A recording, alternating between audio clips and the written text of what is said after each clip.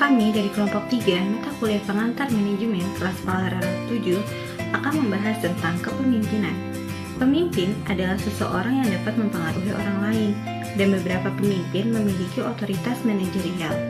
Adapun kepemimpinan merupakan proses mempengaruhi sebuah tim dalam upaya pencapaian tujuan organisasional. Jadi, pemimpin adalah orangnya, sedangkan kepemimpinan adalah suatu karakteristik yang melekat pada seseorang tersebut.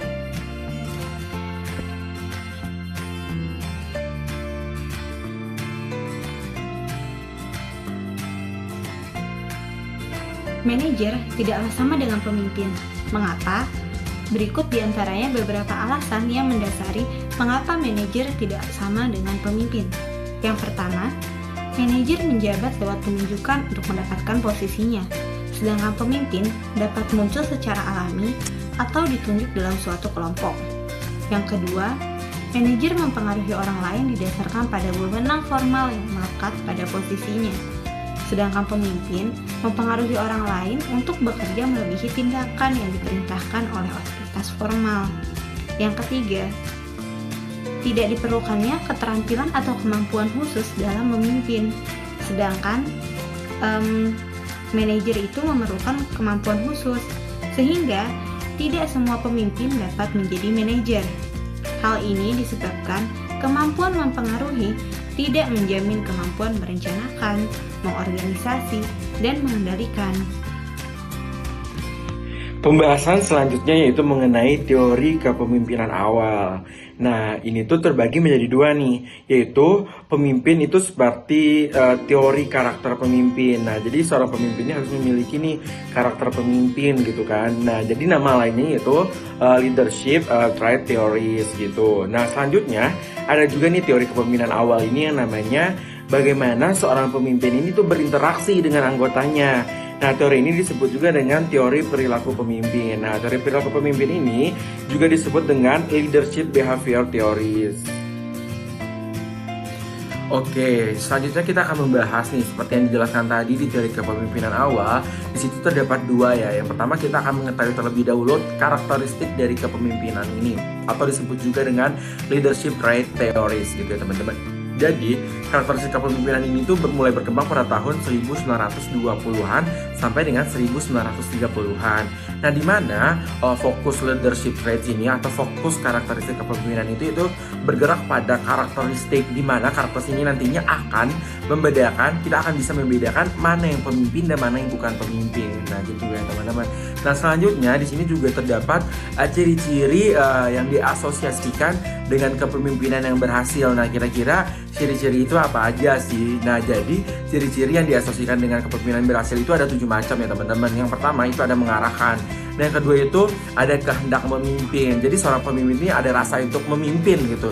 Nah, yang ketiga itu ada kejujuran dan integritas. Nah, sebagai seorang pemimpin kita harus memiliki karakteristik ini nih. Di mana kejujuran ini merupakan salah satu sikap yang sangat harus dimiliki oleh setiap pemimpin gitu ya teman-teman. Dan harus berintegritas. Nah, selanjutnya yaitu kepercayaan diri. Nah, biasanya kan seorang pemimpin harus memiliki tingkat kepercayaan diri yang tinggi dong, karena dia akan memimpin gitu. Dia harus bisa berada di depan, berada di tengah, maupun berada di belakang. Dan selanjutnya yang kelima itu ada kecerdasan. Ya betul, seorang pemimpin itu harus memiliki sifat yang cerdas gitu ya teman-teman. Selanjutnya itu pengetahuan yang relevan dengan pekerjaannya. Karena mau bagaimanapun seorang pemimpin harus mengerti seluk-beluk yang ada di dalam anggotanya. Jadi dia harus bisa nih mengetahui apa-apa aja sih yang terjadi dalam sebuah pekerjaannya. Nah, yang ketujuh itu yaitu ekstraversi.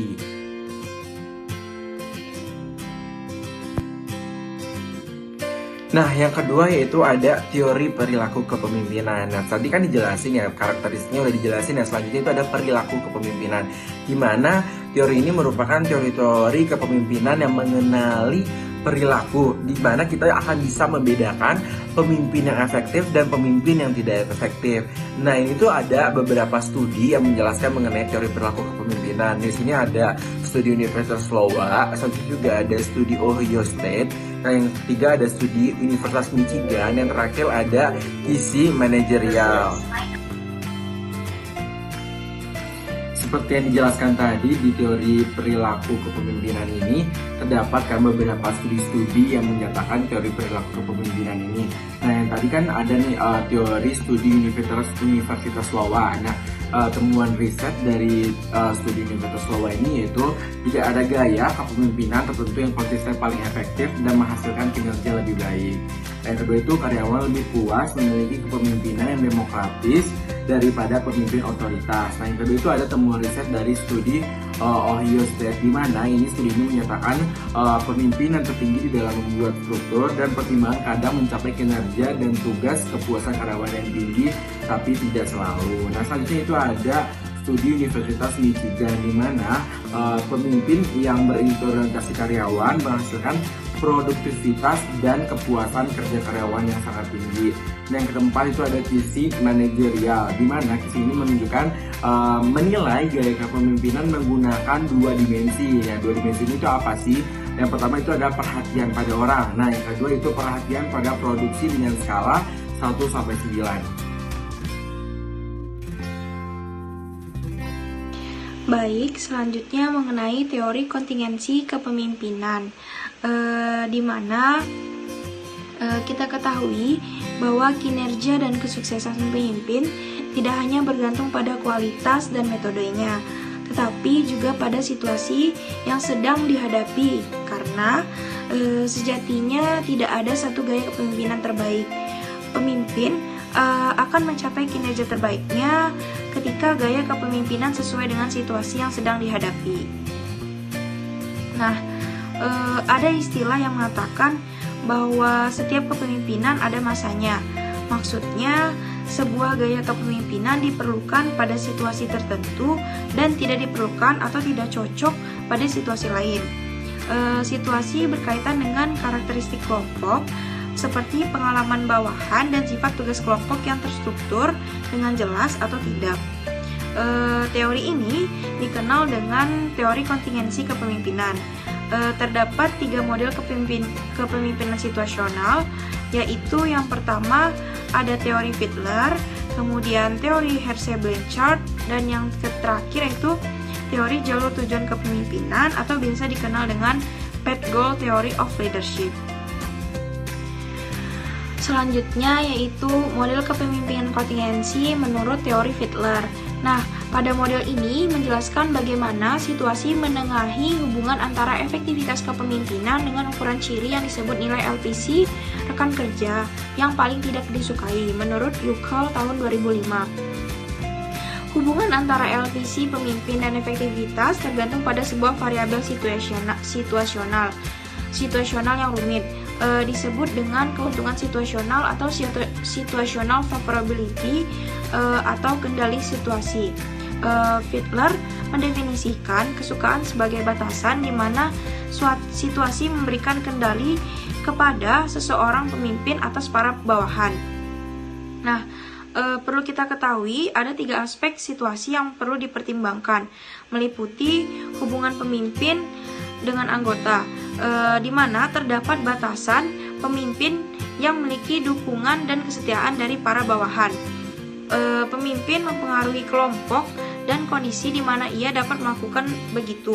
Nah, seorang pemimpin yang diterima oleh anggota kelompok adalah pemimpin yang dalam situasi dapat lebih menguntungkan daripada orang yang tidak.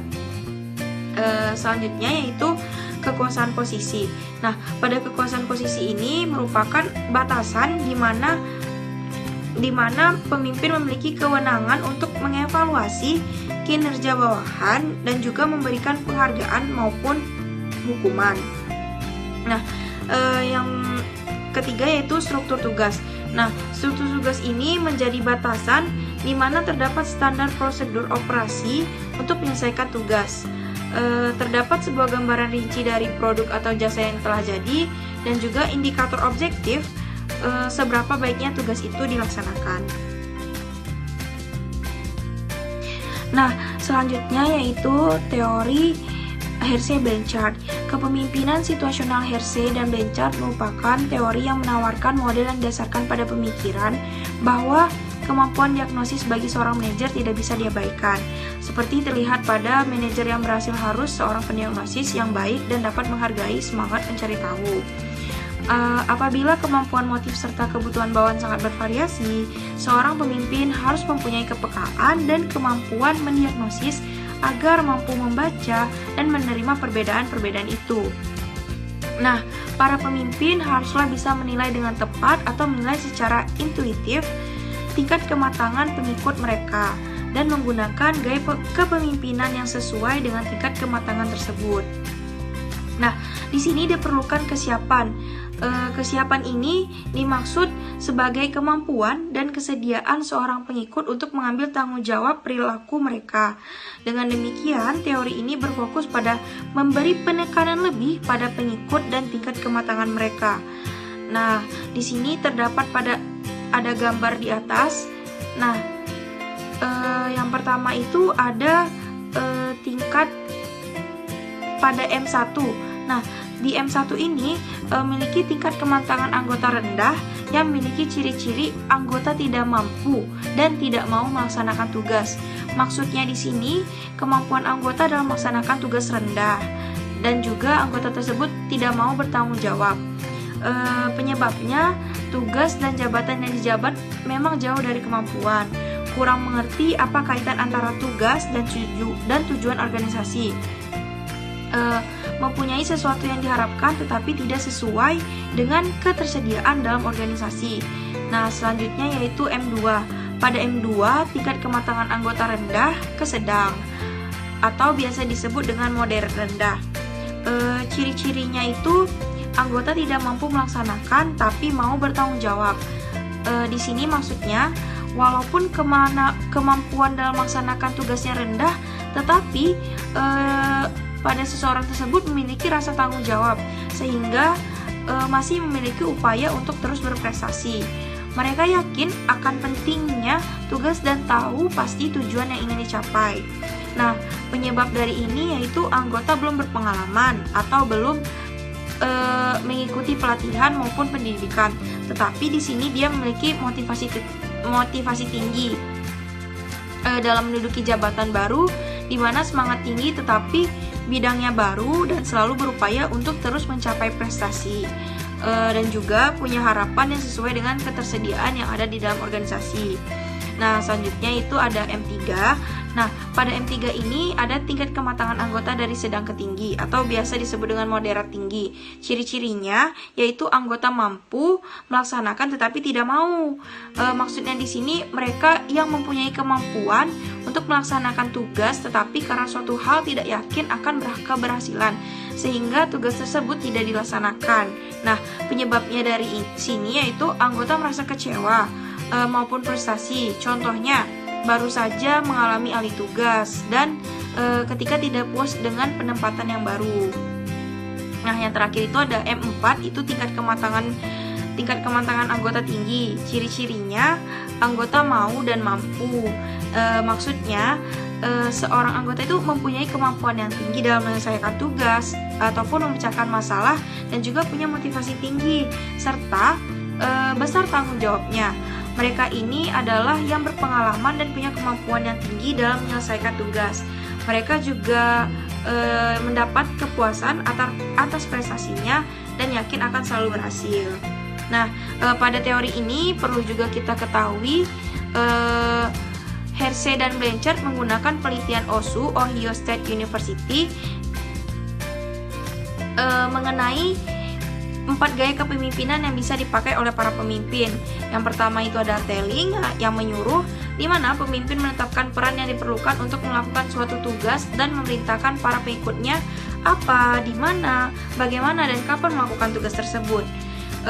Kemudian di sini diperlukan konsultasi, di mana konsultasi ini difokuskan untuk tingkat kematangan rendah ke sedang.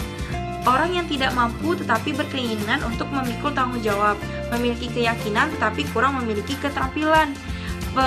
Di sini pimpinan atau pemimpin perlu membuka komunikasi dua arah atau two-way communications, yaitu untuk membantu bawahan dalam meningkatkan motivasi kerjanya. Nah, selanjutnya ada selling atau menjual, di mana pemimpin memberikan instruksi terstruktur, tetapi juga bersifat suportif. Nah, instruksi di sini berupaya untuk pengikut yang rendah kematangannya, orang yang tidak mampu dan mau memiliki tanggung jawab untuk melaksanakan sesuatu adalah yang tidak kompeten atau tidak memiliki keyakinan. Bawahan seperti ini masih sangat memerlukan pengarahan maupun dukungan. Perlunya bimbingan dari atasan tentang bagaimana, kapan, dan di mana mereka dapat melaksanakan tanggung jawab atau tugasnya. Nah, selanjutnya itu ada participating atau berpartisipasi, di mana pemimpin dan para pengikutnya bersama-sama dalam memutuskan bagaimana cara terbaik menyelesaikan suatu pekerjaan. Partisipasi ini ditujukan bagi tingkat kematangan dari sedang ke rendah. Orang-orang pada tingkat perkembangan ini memiliki kemampuan tetapi tidak berkeinginan untuk melakukan sesuatu tugas yang diberikan. Untuk itu, perlunya meningkatkan produktivitas kerjanya. Dalam hal ini, pemimpin harus aktif membuka komunikasi dua arah dan mendengarkan apa yang diinginkan oleh bawahannya. Nah, yang terakhir itu ada delegating atau delegasi, di mana pemimpin tidak banyak memberikan arahan yang jelas dan spesifik ataupun dukungan pribadi kepada para pengikutnya. Delegasi ini dimaksud untuk bagi tingkat kematangan yang tinggi, yaitu orang-orang pada tingkat kematangan seperti ini adalah mampu dan mau. Dalam hal ini, pemimpin tidak perlu banyak memberikan dukungan maupun pengarahan, karena dianggap bawahan sudah mengetahui bagaimana, kapan, dan di mana.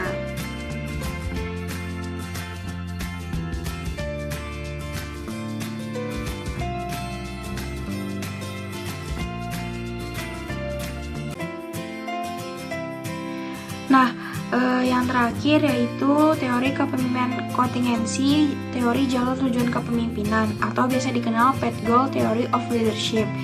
Nah, teori alur sasaran atau jalur tujuan kepemimpinan, Path Goal Theory of Leadership ini dikembangkan oleh Robert House. Nah, teori ini merupakan model kepemimpinan kontingensi yang mengambil unsur-unsur kunci teori pengharapan tentang motivasi. Nah, menurut model ini, pemimpin menjadi efektif karena efek positif yang mereka berikan terhadap motivasi para pengikut, kinerja, dan kepuasan. Teori ini dianggap sebagai path goal karena terfokus pada bagaimana pemimpin mempengaruhi persepsi dari pengikutnya tentang tujuan pekerjaan, tujuan pengembangan diri, dan jalur yang dibutuhkan untuk mencapai tujuan. Hal ini menurut Ivancevich et al. 2007. Teori ini juga menyatakan bahwa tugas pemimpin adalah membantu pengikut-pengikutnya dalam mencapai sasaran mereka dan memberikan arahan serta dukungan agar sasaran itu cocok dengan tujuan keseluruhan kelompok atau organisasi tersebut. Pendekatan kepemimpinan kontemporer ada 4. Yang pertama, teori transaksional dan transformasi. Yang kedua, pendekatan kontemporer, visioner, dan karismatik. Yang ketiga adalah leader-member exchange atau LMX. Dan yang terakhir ada kepemimpinan tim. Baik, langsung saja kita akan memasuki teori transaksional dan transformasi. Yang pertama ada teori transaksional. Nah, di sini yang pertama adanya interaksi timbal balik. Jadi, pendekatan ini menekankan pentingnya hubungan antara pemimpin dan pengikut. Lalu yang kedua adalah saling menguntungkan. Nah, di mana teori ini bersumber dari bentuk kontrak di mana pemimpin memberikan hal-hal seperti penghargaan atau pengakuan sebagai imbalan atas komitmen atau kesetiaan para pengikut. Lalu yang kedua adalah teori transformasi. Nah, yang pertama itu ada motivasi. Di sini pemimpin bertindak dapat menstimulasi dan menginspirasi bawahan antara pemimpin dan pengikut. Lalu yang kedua adalah saling menguntungkan. Nah, di mana teori ini bersumber dari bentuk kontrak di mana pemimpin memberikan hal-hal seperti penghargaan atau pengakuan sebagai imbalan atas komitmen atau kesetiaan para pengikut. Lalu yang kedua adalah teori transformasi. Nah, yang pertama itu ada motivasi. Di sini pemimpin bertindak dapat menstimulasi dan menginspirasi bawahannya untuk mencapai extraordinary outcomes. Lalu yang kedua adanya perubahan.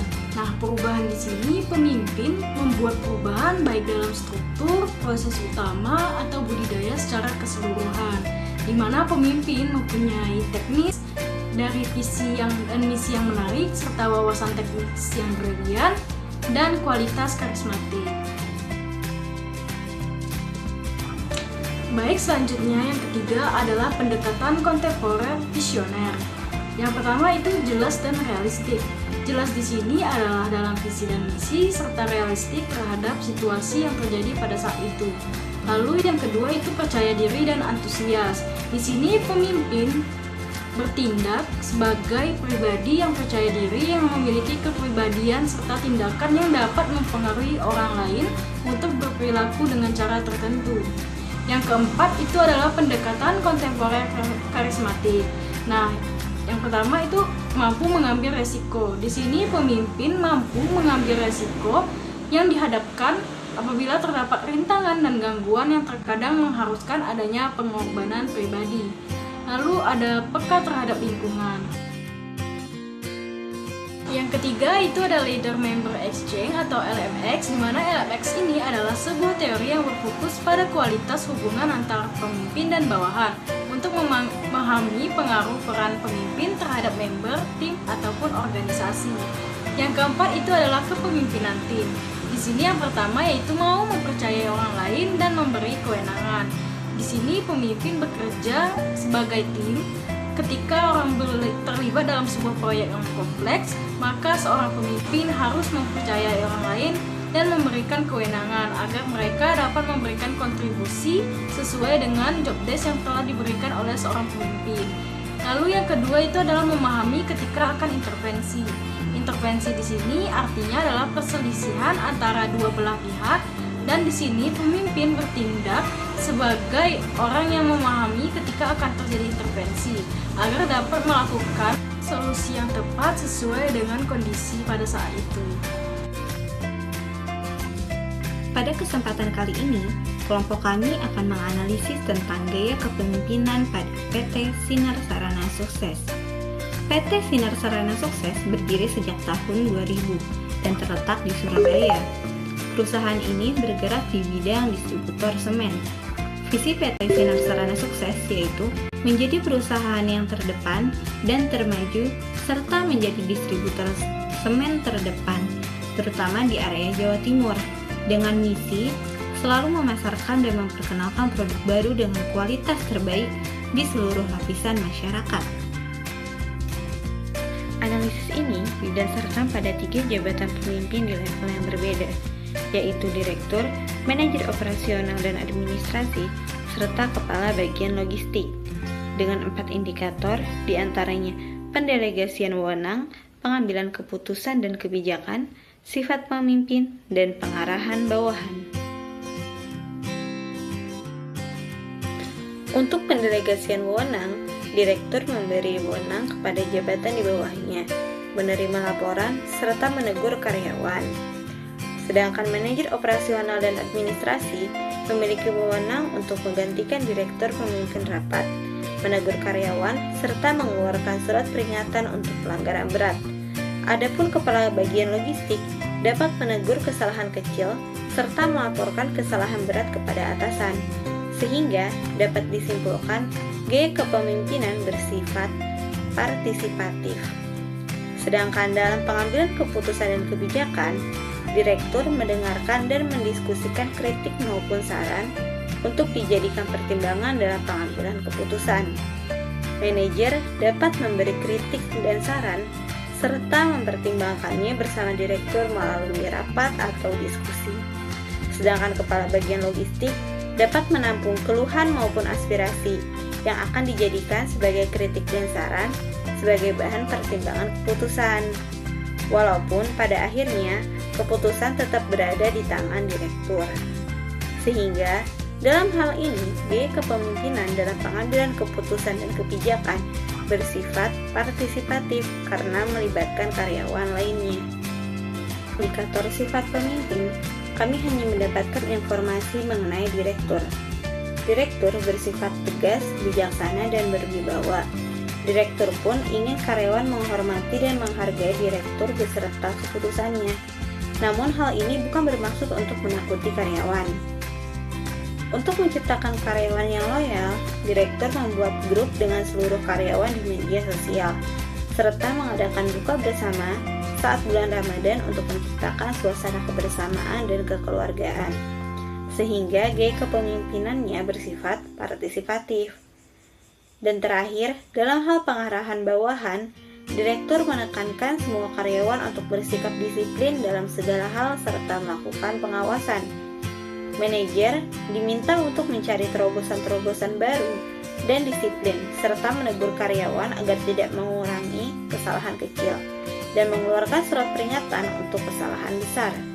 Sedangkan kepala bagian logistik diberi arahan dan motivasi untuk bekerja dengan disiplin dan teliti untuk menghindari dan tidak mengulangi kesalahan. Dalam hal ini, gaya kepemimpinan bersifat otoriter, karena direktur selalu memberi instruksi untuk disiplin dan memberi hukuman kepada karyawan yang melanggar aturan. Sekian dari kami, terima kasih.